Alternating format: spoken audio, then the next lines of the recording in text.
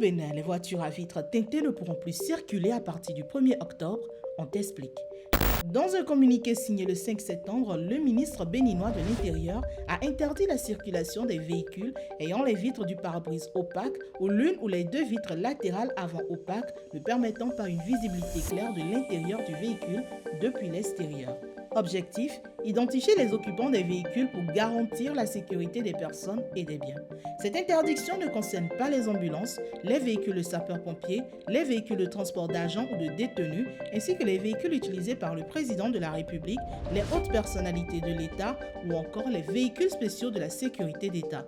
La décision s'appuie sur un décret du président de la République qui date de 2017. Les autorités ont relevé que certains propriétaires de véhicules particuliers conservent et circulent avec les vitres teintées sans une autorisation préalable de l'Agence nationale des transports terrestres, telle que précisée dans le décret. Nous délivrons les cartes d'autorisation aux propriétaires ayant des vitres teintées d'origine. Ça exclut les propriétaires qui vont en ville pour teinter leurs vitres de leur propre gré.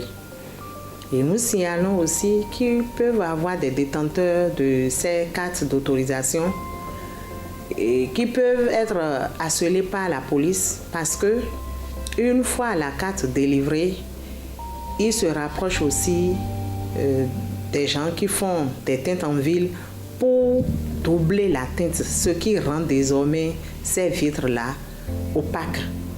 Et il n'y a plus de visibilité à l'intérieur du véhicule.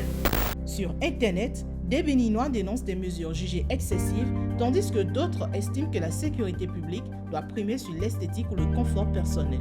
Tous les propriétaires de véhicules à vitres teintées ont jusqu'au 1er octobre pour se mettre en règle. Passé ce délai, la police pourra les immobiliser et les retirer de la circulation.